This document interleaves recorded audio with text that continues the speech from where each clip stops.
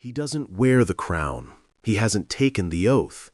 And yet, within the walls of Buckingham Palace, whispers grow louder by the day, that Britain may already be living under a new reign. Not that of King Charles III, but that of his son, His Royal Highness, Prince William, the Prince of Wales. It is not a coup, nor a rebellion. It is something far subtler, more modern, and arguably more profound.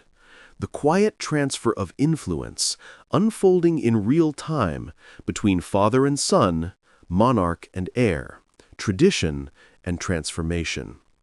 And few have noticed just how complete this silent transition may already be. Before we dive in, there's something I need to share with you. Over the past few days, thousands have watched these stories unfold, but most haven't subscribed.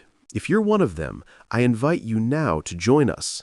Subscribe to Crownverse so you never miss the next chapter in this unfolding royal history.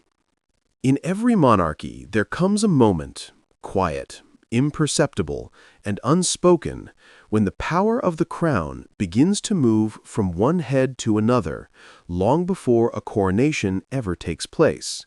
It is not the stuff of proclamation, but of practice, and that moment, many insiders believe, has arrived.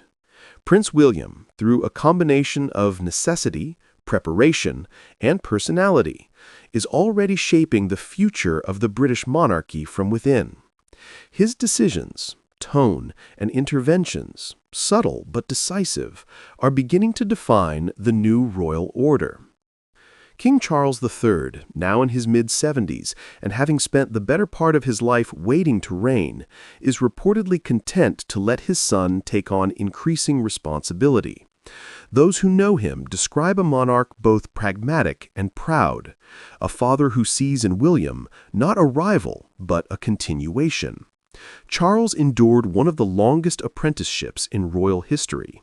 He understands that monarchy is not a moment, but a lifetime of stewardship, and perhaps that is why he now grants his heir a freer hand to act, to lead, and to learn.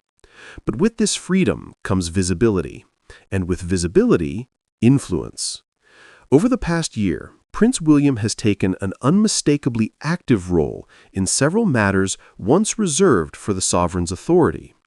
Observers note his involvement in sensitive decisions regarding family affairs, royal patronages, and even the control of the royal narrative, decisions that carry political, emotional, and cultural weight.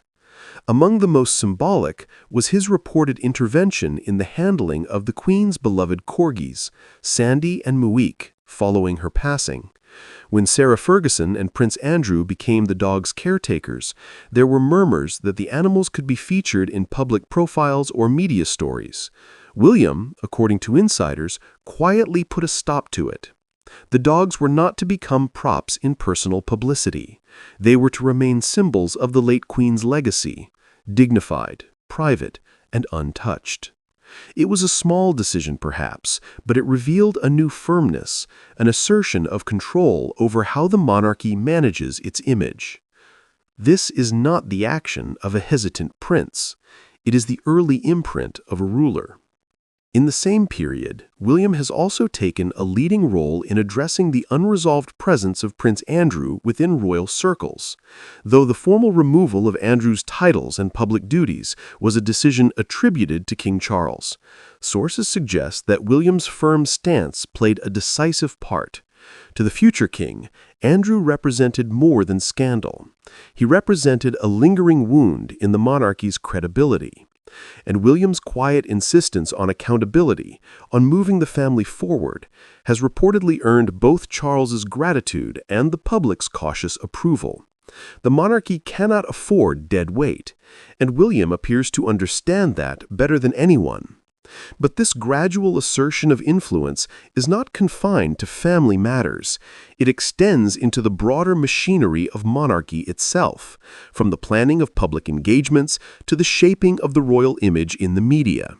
Where Charles seeks deliberation and balance, William acts with precision and speed. His public persona, direct, accessible, emotionally attuned, stands in contrast to his father's reflective and occasionally academic approach. It is not a matter of disagreement, but of generational difference. For Charles, the monarchy is a conversation with history. For William, it is a negotiation with the present. This dynamic, by its nature, creates tension. Not the tension of rebellion, but of evolution. The king's health has been the subject of speculation in recent months, a reminder that time is not always on the monarchy's side. For William, that reality has accelerated his transition from observer to operator. He cannot afford, as his father once did, decades of rehearsal. His reign will come sooner, and it will demand readiness. The monarchy under Charles is an inheritance maintained. Under William, it will be an institution redefined. Insiders describe William's approach as pragmatic, even corporate. He has surrounded himself with a new generation of advisors, drawn from both public service and private enterprise. His focus, they say, is efficiency, relevance, and global impact. Themes reflected in his flagship initiative, the Earthshot Prize, and in his measured approach to public communication. Gone are the days of stiff royal formalities and distant audiences. In William's world, the monarchy must be seen, not as an authority above, but as a presence among.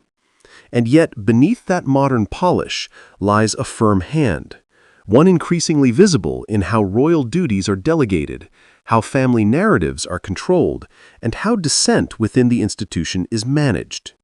Even the king's official calendar now reflects William's growing prominence. While King Charles continues to represent the crown at ceremonial and constitutional levels, William increasingly represents its purpose, leading engagements with young leaders, environmental advocates, and community figures who reflect the future audience of monarchy. It is a division of labor that feels both practical and symbolic. Charles holds the crown, William builds the kingdom. Those close to palace operations say the king encourages this balance, viewing it as a form of mentorship in motion. But others interpret it differently. To them, this is the quiet rise of a prince who is no longer content to wait. The heir apparent is becoming the monarch in everything but name. Of course, every generation of the royal family faces its own reckoning with transition. Elizabeth II began taking on state duties from her father before his death in 1952. Charles, in turn, acted on his mother's behalf in her later years. But what sets this moment apart is its transparency. In an era of 24-hour news, social media, and global scrutiny, the lines between heir and sovereign blur faster, and the perception of leadership carries as much weight as leadership itself. If the public begins to see William as the power behind the throne, then, in a sense, that perception becomes its own reality. Yet monarchy, for all its pomp and power, remains deeply human. Behind the titles and symbols, there is a father and a son, one managing the twilight of duty, the other approaching the dawn. Their relationship, by all accounts, is warmer than in the past. Gone is the tension that once marked Charles's youth, when he was a misunderstood prince under the shadow of a towering mother. William's relationship with his father is more collaborative, even tender. And that, perhaps, is what makes this moment so unusual. The transfer of influence is not happening through conflict, but through consent. Still, consent does not mean equality. Every monarch, however generous, must eventually confront the quiet inevitability of succession, and every heir must balance the weight of preparation with the urgency of purpose. For William, the challenge is to assert authority without overstepping, to lead without yet ruling. It is a delicate dance, one that demands both restraint and resolve. And in that dance, one begins to see the shape of the next monarchy. Under William's influence, the royal family is shifting toward a leaner, more controlled structure. His focus is not on expanding the monarchy's reach, but refining its relevance. He understands that public patience is finite, and that the institution's survival depends not on grandeur, but on purpose. That's why he moves quickly to close loopholes that could invite criticism, whether it's limiting the use of royal symbols for private gain or distancing the family from lingering scandals. It's not personal, it's strategic. For William, the crown is not a relic to be admired, it's a brand to be protected. At the same time, he remains deeply aware of the emotional expectations placed upon him. As the son of Diana, he carries not only the legacy of the monarchy, but the memory of a mother who embodied its contradictions, adored yet destroyed by its machinery. That memory has shaped him. It explains his guarded approach to media, his determination to protect his children, and his insistence that the monarchy must evolve to survive. And so, whether consciously or not, Prince William is building a reign before the reign, a blueprint for what comes next. One defined by discipline, by image control, and by the unspoken understanding that the era of deference is over. The public no longer grants blind loyalty. They expect transparency, accountability, and relevance. William knows this, and every quiet decision he makes, from the corgis to Andrew to the reshaping of royal duties, is a rehearsal for the future. In public, the king still stands at the center. His engagements, his speeches, his commitments continue to anchor the institution. But the subtler power, the decisions shaping the monarchy's long-term direction, increasingly bear William's signature. It is not a conspiracy. It is succession in slow motion. And perhaps in that quiet evolution lies the monarchy's greatest strength. It endures not through abrupt change, but through adaptation. One reign fades into another, not with a declaration, but with a gesture. A son standing beside his father, taking just enough of the weight to keep the crown steady. For the British monarchy, this may be the first transition of its kind, transparent, deliberate, and lived in public view. Charles reigns as king, but William governs in influence. Together, they form a dual monarchy of sorts, one symbolic, one strategic. The real question now is how long this balance can last. When the time finally comes for William to take the throne, what kind of king will he be? The decisive reformer the institution needs, or the perfectionist it fears? Will his efficiency become rigidity, his control become caution? Every monarch changes everything, as the saying goes, and William's changes are already underway. Whether history calls this the reign of Charles III or the dawn of William V, one truth stands out. The monarchy, like the man preparing to lead it, has already begun its next chapter. And so we find ourselves living under two reigns, one of ceremony, one of succession.